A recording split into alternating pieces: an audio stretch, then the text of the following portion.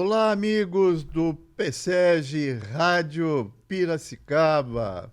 Mais uma edição do nosso Café com o Dorfo. Hoje trazendo como convidado João Batista, um monte de outro nome, Ataíde. Ele é advogado, ele é um dos mais brilhantes escritores da cidade de Piracicaba, com uma obra referenciada, né? Temos aqui a presença da Beth Bortolin e da Amanda Costa. João, seja muito bem-vindo, muito obrigado. Bom dia, boa tarde, boa noite a todos, né? É o que usualmente se faz. Eu agradeço. Primeiramente, eu tenho que agradecer a oportunidade, porque até vim conhecer este Café com o Dorfo e participar dele com muita honra, inclusive. E fico à disposição aí para ser escarafunchado pelos ilustres inquisidores. Né? Inquisidores é Os bom. inquisidores são do bem, né, Beth? São inquisidores do bem. Normalmente, o privilégio da primeira pergunta é da nossa primeira-dama, né? Do Café com o Dorfo, né, João? Tá bom, dona Beth? Muito obrigada. Bem-vindo, Ataíde. João Batista de Souza Negreiros, Ataíde, falei certo? Isso. Só isso? Só isso. É nome de nobre, nome comprido. Pois é, só o nome. Então, Ataíde, te conheço já da academia, que você é um dos fundadores do CLIP, do Centro Literário de Piracicaba, mas eu gostaria de saber quem é o Ataíde. Aquele Ataíde que não é de Piracicaba, veio para Piracicaba, veio advogar aqui, entrou na nossa literatura e está aqui há 50 anos, se eu não me engano, 55 anos, não é? 55 anos. Então, fala um pouquinho da pessoa do Ataíde. Conta um pouquinho para nós. Bom, eu não sou de Piracicaba, como eu disse, faz 55 anos já que eu estou aqui. Eu nasci em Ribeirão Bonito, aqui perto. Morei 2 vezes em Tupã, 1 vez em Araraquara e morei, por último, em Tupi Paulista. Então, o que eu diria de mim? Família simples, já trabalhei até na roça também. Já fui aprendiz de sapateiro, de açougueiro, trabalhei em entregador de loja de tecido lá, né? Naquela época havia muito loja de tecidos, que a gente chamava. Hoje é tudo confecções, né? Mas naquele tempo, aquelas lojas de tecido é o que imperava e a gente era empacoteiro, entregador, fazia tudo. E depois também fui, com o passar dos anos e de mudança de cidade, trabalhei em escritório, trabalhei um ano em banco também, fui bancário. O extinto Banco América do Sul. E vim aqui em Piracicaba, esse? Não, ainda lá em Tupi Paulista. E depois aqui eu vim concursado para escriturário na Secretaria de Segurança. Aí eu vim para cá, aí que eu transferi meu curso de Direito que eu tinha começado em Tupã, e vim e me transferi para a Faculdade de Direito aqui de Piracicaba, que depois foi transformada em universidade, né, na Unimep. Sou da primeira turma da faculdade aqui. Que ano isso? Que se formou em 1973, o ano da nossa formatura. Então, 53 anos já de formatura. E coincidência, agora dia 22 de junho, estão completando 50 anos que eu comecei a advogar. Porque eu me formei, dali uns 2 anos eu consegui sair do emprego público, né, que eu era escrivão, mas não queria continuar na carreira, então eu esperei uma oportunidade para poder entrar na vida, vamos dizer, profissional autônoma, né, e fiz 45 anos eu fui advogado. Advoguei ativamente, né, em várias áreas até, né. Então, dia 22 de junho você está completando 50 anos de carteira de ordem. De carteira de ordem. É uma data muito boa, viu? Ele Muito foi boa que eu preciso anotar. foi presidente da Ordem dos Advogados do Brasil. Ah, sim, ao longo Foi? da carreira. Ao longo da sua carreira, entre No outras Brasil? coisas. Aqui em Piracicaba, Aqui em né? A Piracicaba. seção Aqui, Piracicaba, né? aqui em Piracicaba eu tive oportunidade, durante a minha carreira de advogado, eu cheguei à presidência da Ordem no ano de 2004. Então eu tive a primeira gestão em 2004 a 2006. Em seguida eu fui vice-presidente da mesma subseção. Certo. E aí, concomitantemente à vice-presidência da subseção, eu fui presidente do Tribunal de Ética, da 15ª turma do Tribunal de Ética, que tinha sido instalada aqui. Então, acumulava a função ali de presidente do Tribunal de Ética da OAB, né? Então, Sim.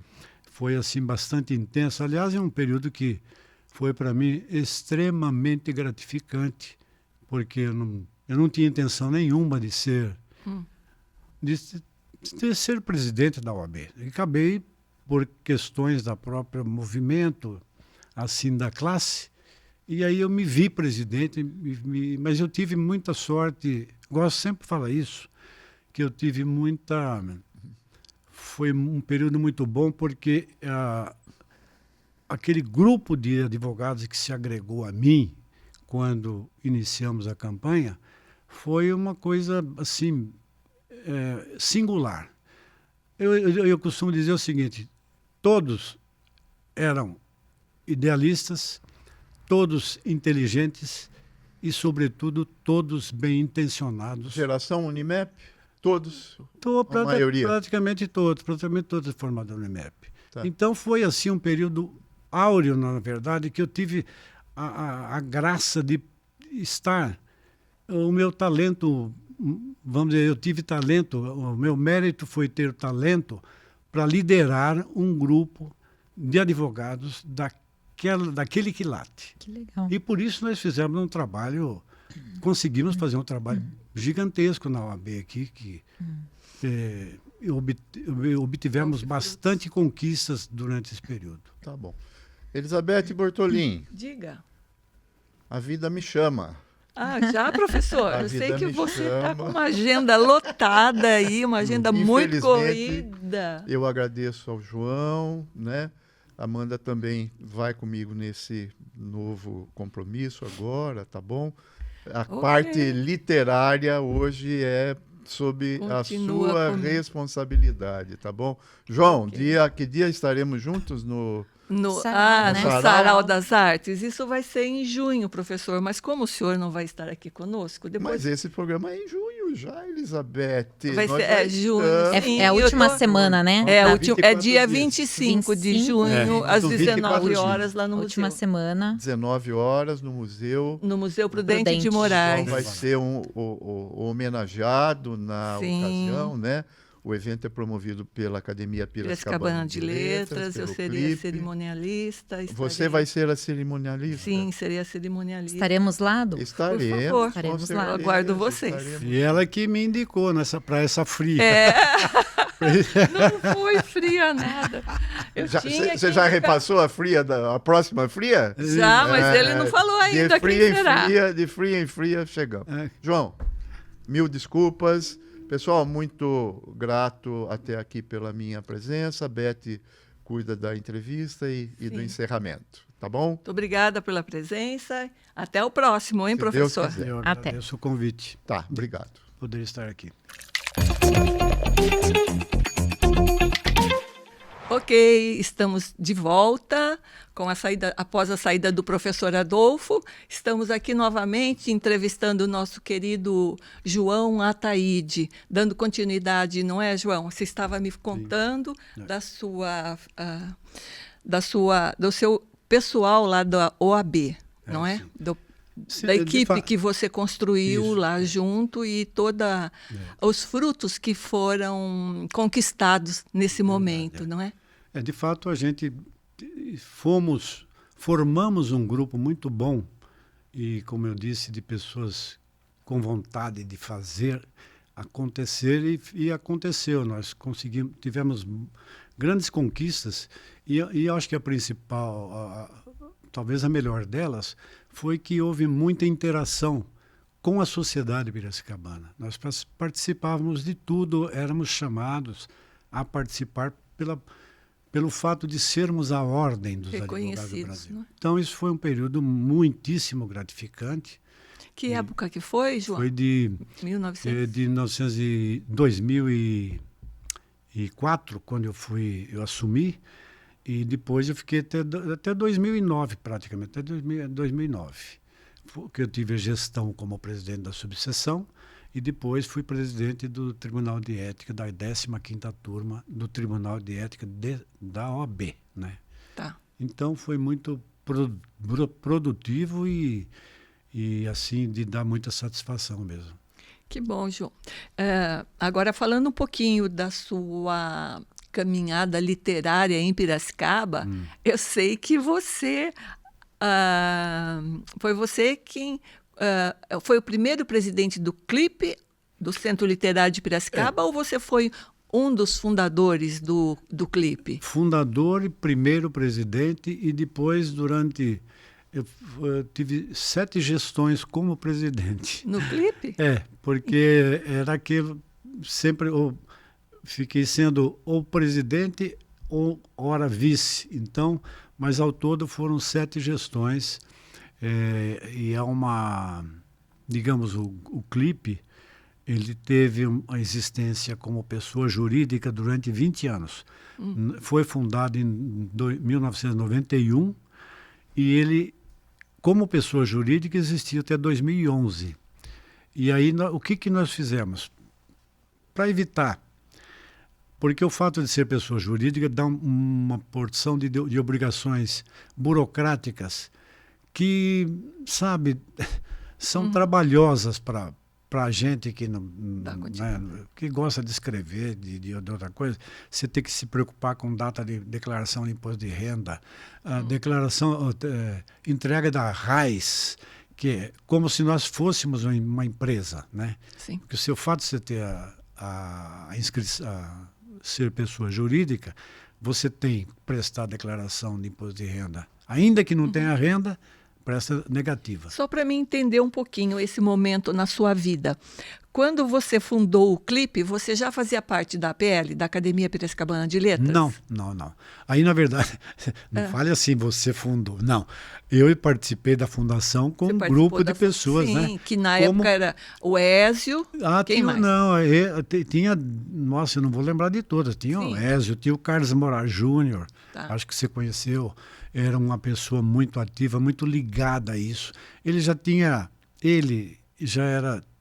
fundado o Clube dos Escritores antes. Sim. Né? E ele participou da fundação também, e tinha bastante gente nesse momento. O Eli de Campos Melges também. Que é o meu patrono da academia. Um dos fundadores do CLIP também. Só que antes do CLIP, em 1980, nós tínhamos fundado...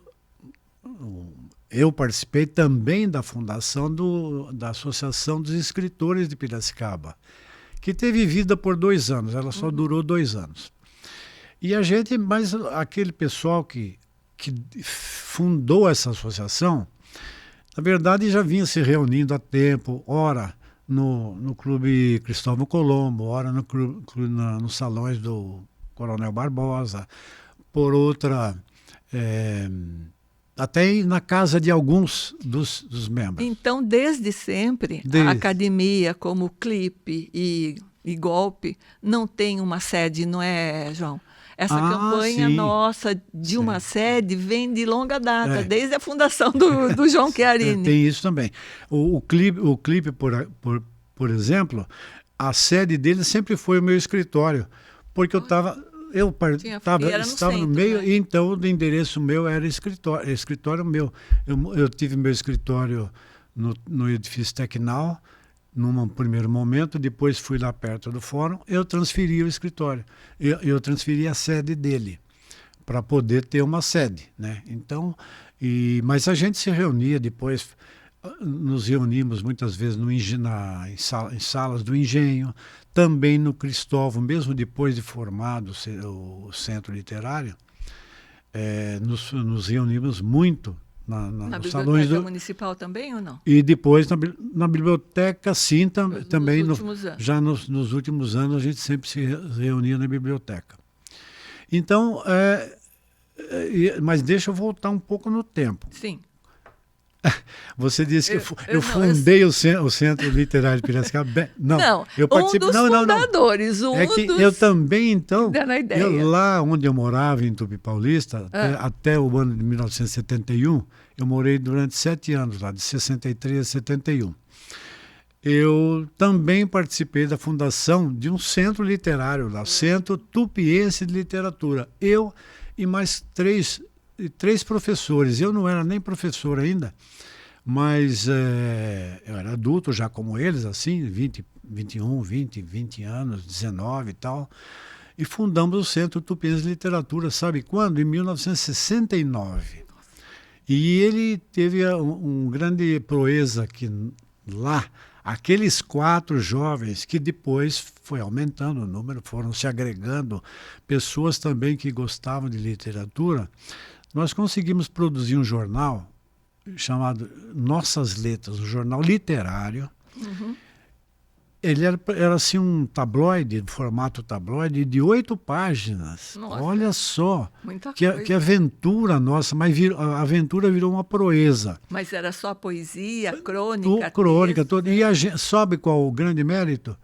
Era distribuído gratuitamente nas escolas e em lugares públicos da cidade na época. Mas né? tinha um patrocínio? Conseguimos um patrocínio de uma... O único patrocínio que tinha relevância, assim, que ajudava mais mesmo, era uma concessionária da Volkswagen que tinha lá na cidade. E então, aquilo que dava Era uma brisa para nós, porque eu saía do bolso. Era um periódico mensal? Mensal. E em 2 anos em que funcionou, que nós estivemos à frente disso, porque logo em seguida eu vim embora. Tanto que ele funcionou de 69 a 70. No começo de 71 eu vim embora. E aí também não só eu tive que cuidar da minha vida, né, de coisas, mas os outros também. Teve um desses colegas que estavam ali, muitos se mudaram e tal. Então extinguiu-se o jornal. Mas é uma lembrança que eu guardo com muita energia, porque eu digo até... costumo dizer que foi uma proeza. Para a época, lembre-se que nós estávamos em 69, 70, era um ano difícil, um tempo mais difícil para você publicar as coisas, assim, aquele temor, aqueles cuidados que você devia ter. Mas foi, assim, muito gratificante também, porque nós despertamos. Você precisa ver quanta colaboração que vinha dos escolares e de pessoas da cidade que viam aquilo, né? Iam às vezes em determinado lugar, lá algum posto médico, alguma coisa, tinha jornal lá. Ficava lendo um tabloide com 8 páginas, menina. Não é brinquedo, não. Saudade dessa época, quando se valorizava os jornais, o pessoal lia, porque ou era TV ou era o jornal. Não e a coragem da gente de fazer isso. Eu acho que ali... Porque nós começamos em 4, mas lógico que depois foram se agregando pessoas também que viram beleza nisto e então davam sua participação. Então foi muito bonito. Quando você veio para Piracicaba, daí você quis dar uma continuidade com Não, na verdade, quando eu cheguei, eu fiquei... Você sabe, uma cidade, para mim, era grande. Para quem morava numa cidade de 20 mil habitantes, aqui já tinha quase 200. Então eu cheguei, eu fiquei quietinho, né? Eu só tive algumas incursões no começo por conta de um professor do antigo Colégio Industrial, lembra? Lembro. E ele era professor de Educação Moral e Cívica. E naquele ano, inclusive, aí começou minha trajetória, eu comecei a retomar o ânimo e a força. Em 71, a nossa secretária de Educação Estadual era Esther de Figueiredo Ferraz. Estávamos nos anos da ditadura e tal. E ela tinha mandado, foi ordem da da Secretaria de Educação que se comemorasse o centenário de morte do Castro Alves. Olha só onde for mexer, com o meu Castro Alves, né? O seu navio negreiro. Aí, só que eu tinha escrito um poema pro Castro, do centenário da morte dele. Sim. Eu tinha escrito um poema, eu reputo até hoje um dos melhores poemas que eu já fiz. Qual foi? Estrofes a Castro Alves. Você vai, desculpa interromper, mas você vai declamar Navio Negreiros no dia 25 de junho. Vou declamar. Vai declamar junto nós com vamos Ézio. dividir, eu e o Ézio Pesado. E você e Ézio, mas não vai ser todos os cantos de Navio Negreiros, não. Serão alguns. Então eu começar no canto terceiro, que já é um canto de uma estrofe só. Aí já pulo para o quarto, quinto e sexto. Então daria uns 10, 12 minutos. 8, 10 minutos, acho que talvez nem 10 minutos, 10 minutos citando. E esse poema seu de Navio Negreiro, como que é? Conta só um pedacinho que eu sei que você tem aí. Este poema, você quer saber o Navio Negreiro ou o poema que eu fiz? O seu. Então, das estrofes, como que é? Dá uma palhinha. Com toda a paixão que eu tinha, não sei se você decorda, meus poemas eu não decoro. Só uma estrofe. Fala um pouquinho aí. Tem aqui nos livros? Não. Esse está numa das tantas coletâneas que nós publicamos. Olha, um deles, a Força Motriz. Motriz. É do clipe, não é? Não era, não, ainda não tinha o clipe esse tempo. Pode ver a data. Centro Literário de Piracicaba. Já era do... então foi dos primeiros. Esse daí eu peguei lá na biblioteca. É 93 que saiu. 93. O clipe foi fundado em 91. 91 o clipe foi fundado.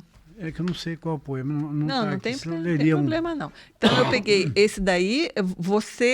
Quando você veio para Piracicaba, você trouxe a ideia de fazer, então, sempre produzir uma revista, vamos dizer assim. Essa revista do clipe. Na verdade, como a gente teve aquela experiência do jornal, Sim, que deu muito certo. Quando começamos a nos reunir, eu sempre, até através do clipe, a gente sempre tentou, na verdade, ter um jornal editado pelo clipe, né? Mas até não conseguimos. Que nós conseguimos foi fazer coletâneas. Que são essas daí. Daqui para frente tem aquela coletânea que chamava Clipoetas, Sim. que teve 6 edições, onde todo mundo colaborava e a gente editava. E lá na biblioteca tem uma mesa específica com cobertura de vidro que tem os livros da Clipoetas. Que delícia. Você precisa dar uma olhada lá, que eu fui buscar. Ver se eu lembro de alguma coisa minha aqui, para eu saber o que eu pus nesse poema aqui. Eu não estou conseguindo ver. Tanto nome aqui, olha aqui. Olha quanta gente colaborando, escrevendo, né? Sim. Para essa coletânea. Aqui, ó. Vamos ver. Aqui tem... Você quer ver uma poesia delicada? Delicada, porque eu também escrevo poesias delicadas. Embora não sei não, porque, olha, esse Cantares do Brasil seu aqui são poesias que eu, quando era mais jovem, eu tinha mais... Talvez eu tivesse mais doçura. O caminho da poesia no qual você nos deu para fazer o jogral. Para fazer o jogral, que não será o jogral, vai ser uma surpresa. O jogral vai ser festa junina. Eu vou ficar nervoso lá, hein? É bem impactante. É bem impactante. Não dá para falar assim com uma voz normal. Tem que ser agressiva, uma voz espinhosa. Ele um grito de guerra, vamos dizer. Vamos dizer, um grito de guerra. Agora, você fala que você faz uma poesia delicada, eu quero ver. Por exemplo, vou dar umas 2 estrofes aqui, que inclusive são rimas encadeadas. Sim. É uma forma de você fazer rimas na segunda e na quarta, você faz rimas no meio da palavra também, no meio da frase. No meio da frase, isso é novidade, quero ver. É só ver... o do chama a tarde, né? Durante a tarde. O doce encanto da tarde calma me alcança a alma sempre a cismar. O ameno enlevo do dia exangue me agita o sangue, me faz poetar. Será talvez porque sem alarde o fim da tarde desperta amores? Será talvez que essa estranha hora nos traz de fora tamanhas dores? Então você Que aí no meio no consta meio rima com o final da outra. Olha, Então, como que chama esse rimas encadeadas. rimas encadeadas? É. Ok. E ela tem, então e até não é muito curtinho não, ele tem boa. Ele tem diversas estrofes. Mas lá já porque naquele Caminho da tempo, Poesia tem 18 estrofes, que a gente dividiu em... são 18, né? São 18 estrofes. Sendo que as últimas 3 acho que são quintetos. Eu adoro fazer quintetos. Aqui tudo é quarteto, mas eu gosto fazendo quintetos. Você pode ver que esse Cantares? o Cantares é todo em quintetos. Ah, é? São 81 quintetos. Ou Posso seja, pegar qualquer um aqui? qualquer um vai ter quinteto? cinco versos, sendo que esse aí ele tem digamos, umas características. Então, são Você quintetos, pode ver que ele tá? tem as pontuações. O quarto verso é entre parênteses. Quarto verso. E o quinto verso começa sempre com a conjunção que. Pode ver que todos os versos. O que se sabe é que essas gentes milenárias bem acolheram os estranhos viajantes, até os deixando ingressar em seus domínios com seus costumes, com seus deuses, seus coturnos. Que há um quê de fatalismo nessa saga.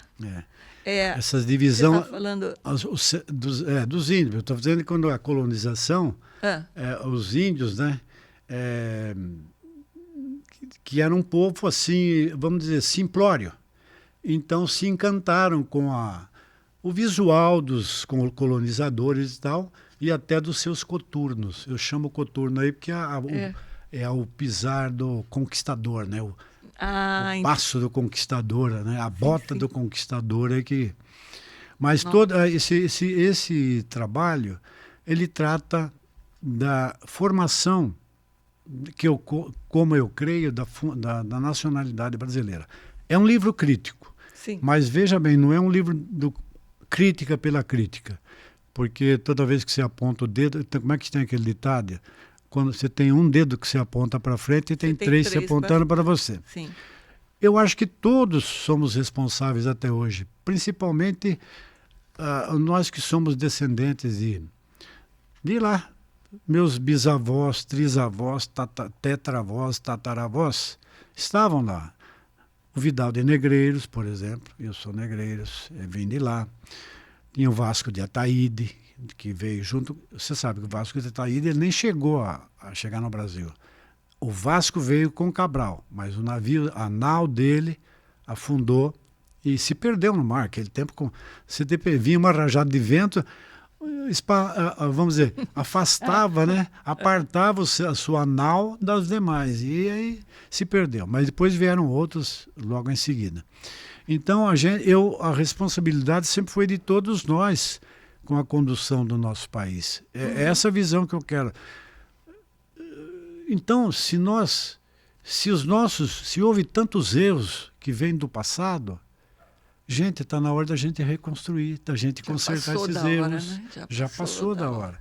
Tanto que o último verso, você veja. Aberto, pode ver. O último verso, eu digo simplesmente isso, que da história, essa é a parte que nos cabe. Refazer, reconstruir. Sempre cabe a nós, à geração presente, o fazer alguma coisa que mude para melhor o status da sua nação, tal.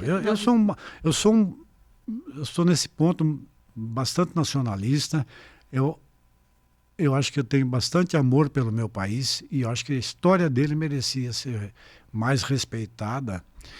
E há coisas que precisam ser corrigidas, isso ao longo do tempo, principalmente depois da independência, porque antes o que era? Era Portugal que mandava tal.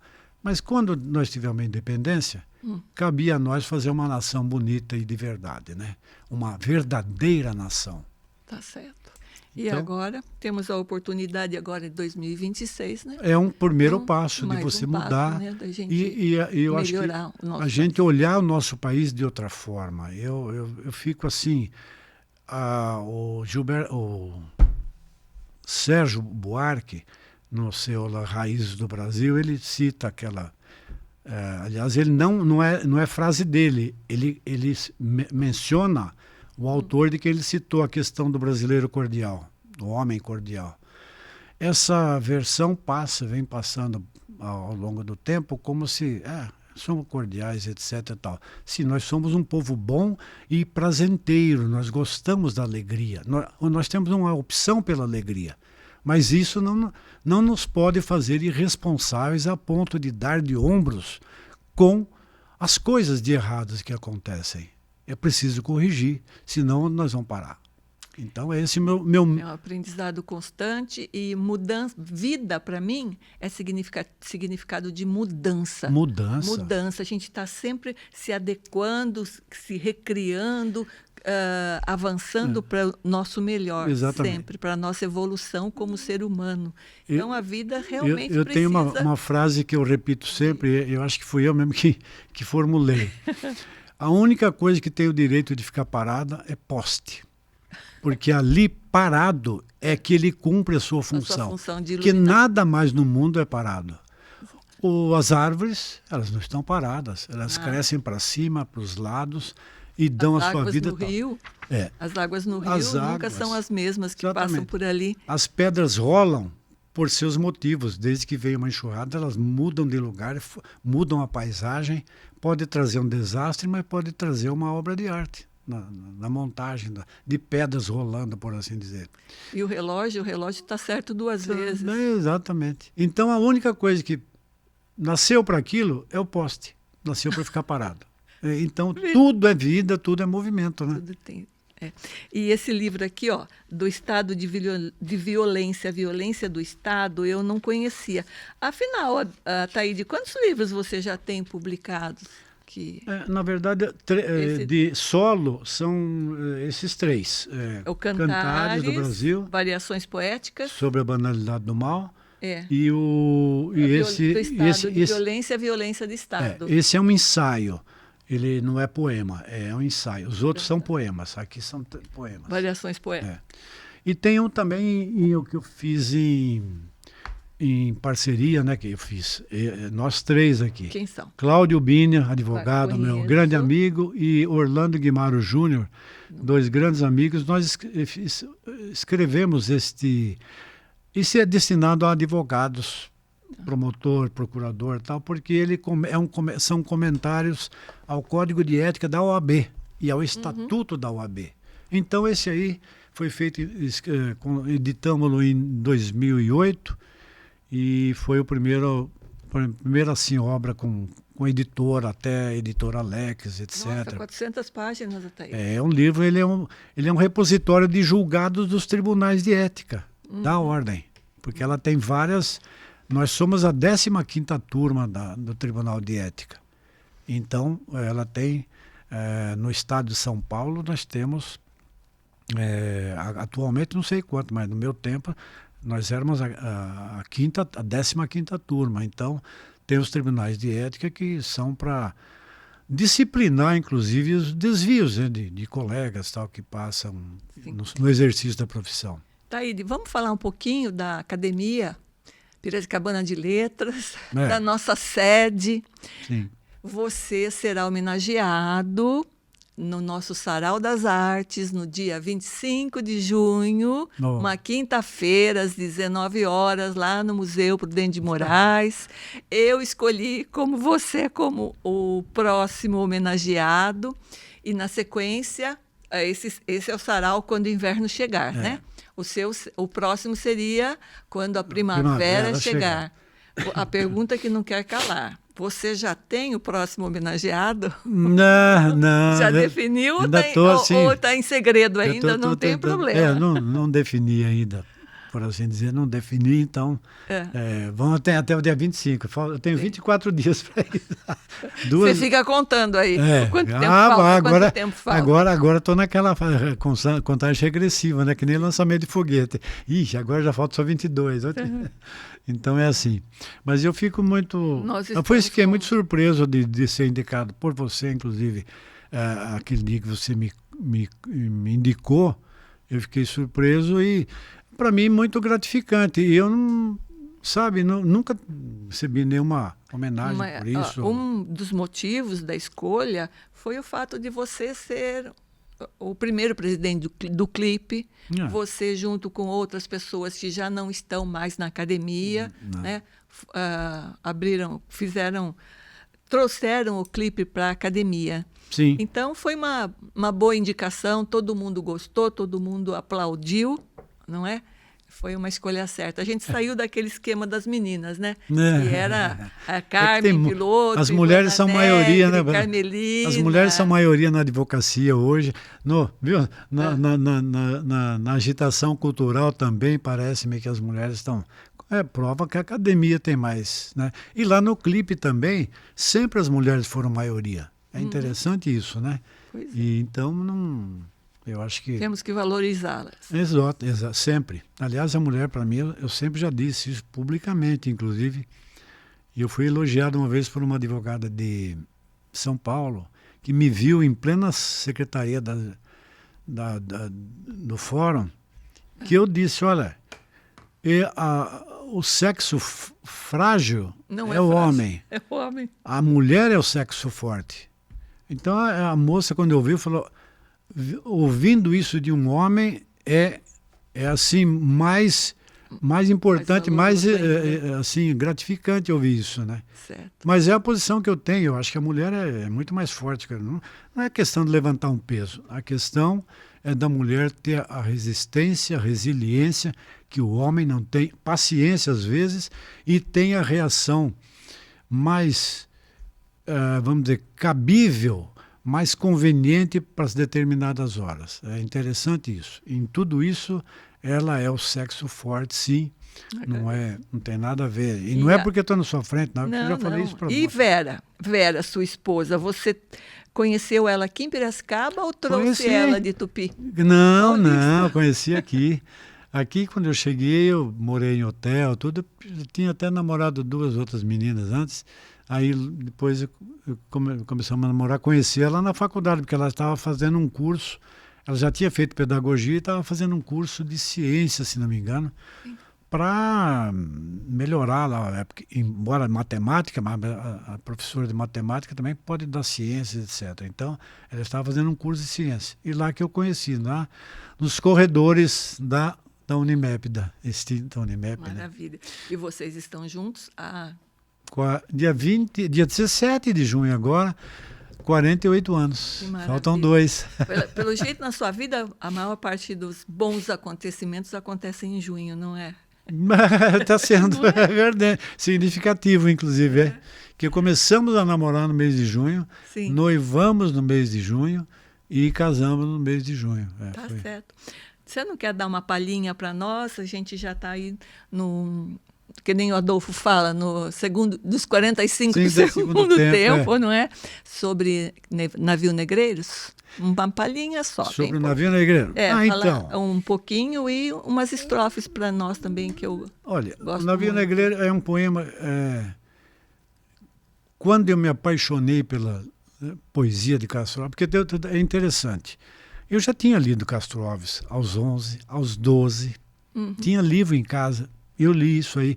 Líamos até, eu lembro de mais de uma vez, nós tínhamos aquele livro Poetas Românticos Brasileiro. Era um livro grande assim. E mais de uma vez meus pais, minha mãe e meu pai, meu irmão, minha irmã e eu tenho 2 irmãs, mas a outra já tinha casado. A gente chegava de noite, não tinha televisão, aquele tempo não tinha televisão. Chega a ler poesias, então a gente se deleitava até de ver poesia. Tinha umas poesias mais cômicas, que nem esqueci o nome dele agora, depois qualquer coisa eu lembro, e a gente curtia aquela leitura de poemas e tal assim. Daí passou, eu tinha 11, 12 anos, tal. Quando foi aos 15, eu ganhei uma edição dos Escravos, Os Escravos. Você não imagina, era escrita, eu fiz uma entrega, lembra que eu falei que eu trabalhei de entregador, etc. Lembro sim. Eu fiz uma entrega para uma livraria, pequena livraria, e caiu um pé d'água aquela hora, fiquei retido ali depois de fazer a entrega. E ficamos conversando com o livreiro, ele me deu Os Escravos. Era um livrinho em edição antiga, estava escrito na ortografia antiga ainda. Caiu na hora que eu tinha idade para isso, 15 anos por aí, 15 para 16. Eu comecei a ler. Nossa, aí caí de amores e li e reli e depois comprei outro e tal e começou. Então, eu decorei quase... Quantos versos são, na realidade, os... O Navio Negreiro? Navio Negreiro. Navio 4 Negreiro mil, tem. 5 mil versos? Não dá chega tudo a isso. isso, não? 246 versos. Ah, é? 200. São 246 versos. É que a linguagem É dele, pesada. a linguagem te exige, né, o palavreado, o vocabulário dele, você não tem como fazer em menos tempo, fazer como se fosse uma quadrinha, etc. Eu acho que 4, 5 mil versos é o Judas Iscariotes do Ézio. O Ézio né? tem. O próprio, os Lusíadas é que tem mais de acho que mais de 1.400 versos é o Lusíadas que tem. Então o Ézio é um monte, é uma montanha de versos, muito bonito. Aliás, acho que quando ele lançou o livro, eu até disse que isso foi mais de 20 anos que ele lançou isso aí. E eu falei que, pelo menos até aquele momento, era a obra-prima dele. Sim. De toda a obra imensa que o Ézio tem. Tem. Então, o Navio Negreiro é um poema assim. Você sabe que existem vários Navio Negreiro. Foi escrito por um Heinrich Heine, um alemão, tem o Navio Negreiro. Tem um inglês que escreveu o Navio Negreiro. Agora, do Castro Alves, me parece que ele é o mais amplo, porque primeiro que ele fala da beleza do mar, para que o mar servia? Para tanta maravilha da natureza, mas no fim serviu para conduzir escravos. É esse o sentido, ele começou lá da origem. E então a estrofe dele é um grito de guerra contra aquela barbaridade. Como Vozes da África, que tem um poema violento. Aquele lá é uma imprecação, inclusive, contra os céus, né, de permitir aquilo. Mas, Navio Negreiro, você quer uma estrofe ou duas? Uma ou duas. Para nós finalizarmos com chave de ouro essa entrevista. Estamos em pleno mar. A primeira, eu vou falar a primeira e a última. Ok. A primeira. Estamos em pleno mar. Doido no espaço brinca o luar, dourada borboleta, e as ondas após ele correm, cansam, como turba de infantes inquieta. A última. Sabe que eu esqueci? Não esqueci. Não esqueci. Lembra? Só lembrar o comecinho que já sai.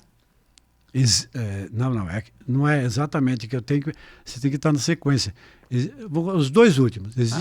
Existe um povo que a bandeira empresta para cobrir tanta infâmia e cobardia e deixa transformar-se nessa festa em manto impuro de bacante fria. Meu Deus, mas que bandeira é esta que impudente na gávea tripudia? Silêncio, musa, e chora tanto que o pavilhão se lave no teu pranto. Aí vem aquele verso que é tido como um dos mais belos versos da língua portuguesa. Auriverde pendão da minha terra, que a brisa do Brasil beija e balança, estandarte que a luz do sol encerra e as promessas divinas da esperança. Tu, que da liberdade após a guerra fosse hasteado dos heróis na lança, antes te houvessem roto na batalha que servires a um povo de mortalha. Agora vem o último. Fatalidade atroz que a mente esmaga, extingue nessa hora o brigue imundo, o trilho que Colombo abriu na vaga, como um íris no pélago profundo. Mas é infâmia demais, da etérea plaga, levantai-vos, heróis do novo mundo.